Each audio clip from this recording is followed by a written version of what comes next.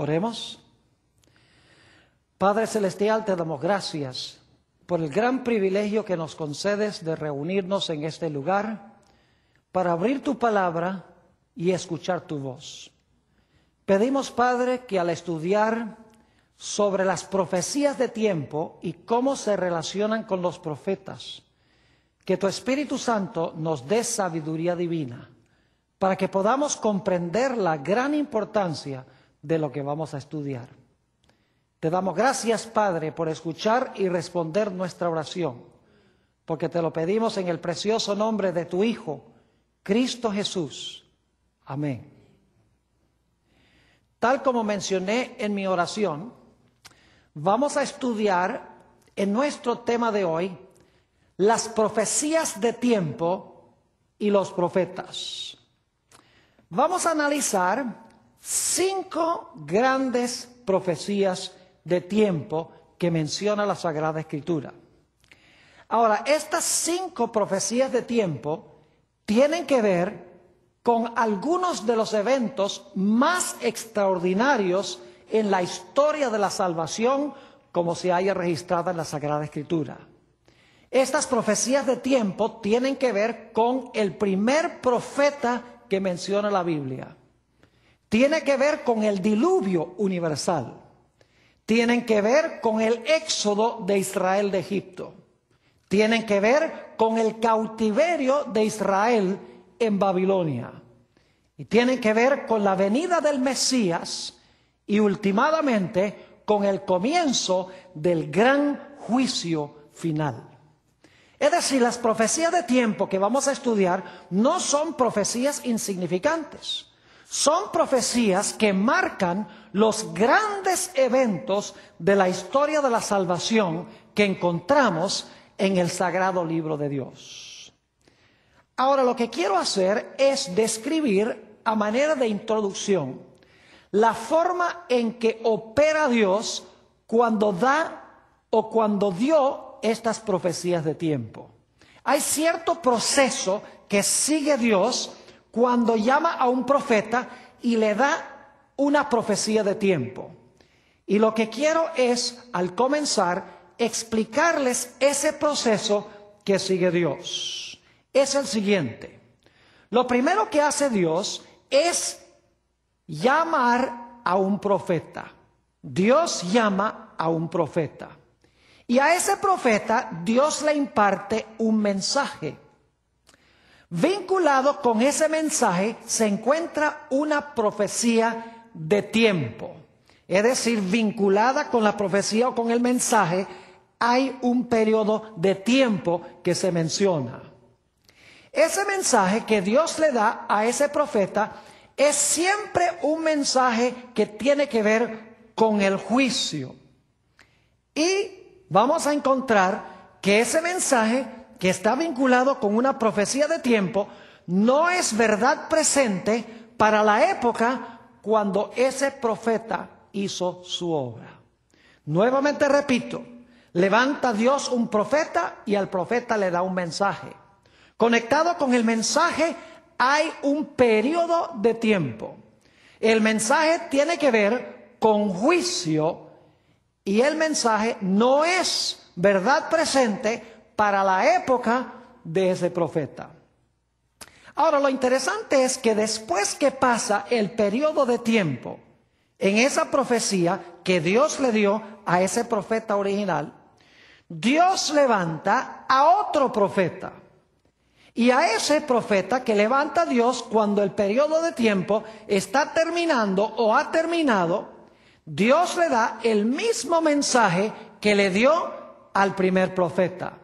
Y ahora este mensaje dice, el mensaje que Dios le dio al primer profeta ahora se está cumpliendo.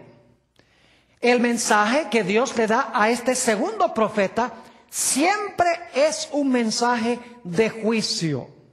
No solamente es un mensaje de juicio, sino que es verdad presente para la época de ese profeta.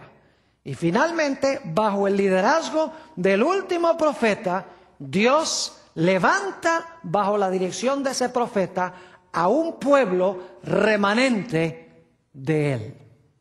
Nuevamente, quiero repetir el proceso porque es la base para lo que vamos a estudiar.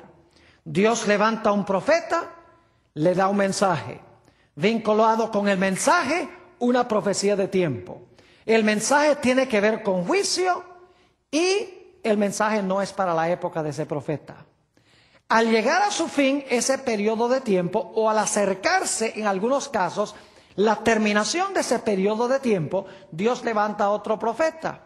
Le da el mismo mensaje que le dio el primer profeta. Ese profeta dice: el tiempo del cual habló el primer profeta se ha terminado. Ahora es verdad presente. Es un mensaje de juicio, al igual que con el primer profeta, y Dios saca a través del liderazgo del segundo profeta a un pueblo remanente. Ahora, como les mencioné, quiero compartir con ustedes 5 profecías de tiempo muy importantes de la Biblia, a donde Dios sigue este proceso. Vayan conmigo al libro de Judas, los versículos 14 y 15.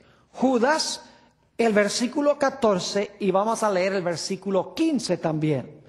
Aquí tenemos mención del primer profeta de la Sagrada Escritura. Se llamaba Enoc.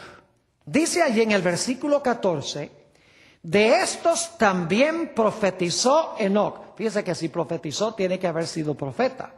De estos también profetizó Enoc, séptimo desde Adán, diciendo: he aquí vino el Señor con sus santas decenas de millares. ¿Y a qué va a venir el Señor con sus santos millares? Dice: para hacer juicio. Ahí está, un mensaje de juicio. Para hacer juicio contra todos y dejar convictos a todos los impíos de todas sus obras impías que han hecho impíamente, y de todas las cosas duras que los pecadores impíos han hablado contra él. Así que Dios levanta a Enoc, le da un mensaje de juicio, de que Dios va a venir para juzgar a esa generación de impíos que se mencionan aquí en Judas 14 y 15. Ahora, inmediatamente nos preguntamos: ¿de qué juicio estaba hablando Enoc? La respuesta es doble. Porque Enoc estaba hablando de 2 grandes eventos que se realizaron, o uno se realizó y el otro se realizará en la historia. El primer evento fue el diluvio universal en los días de Noé. Y el segundo evento es la segunda venida de Jesús en poder y gloria. Y alguno dirá: Pastor Borg, ¿cómo sabe usted que Enoc estaba hablando de estos 2 eventos? La razón es muy sencilla. El Señor Jesucristo conectó los 2 eventos. En Mateo, el capítulo 24 y el versículo 37 al 39, Jesús nos explicó que lo que sucedió en los días de Noé sucederá de nuevo en los días cuando el Señor Jesucristo venga. Vamos a leer eso, San Mateo 24 y el versículo 37. Mas como en los días de Noé, así será la venida del Hijo del Hombre. Porque como en los días antes del diluvio estaban comiendo y bebiendo, casándose y dando en casamiento, hasta el día en que Noé entró en el arca, y no entendieron hasta que vino el diluvio y se los llevó a todos. Así será también la venida del Hijo del Hombre.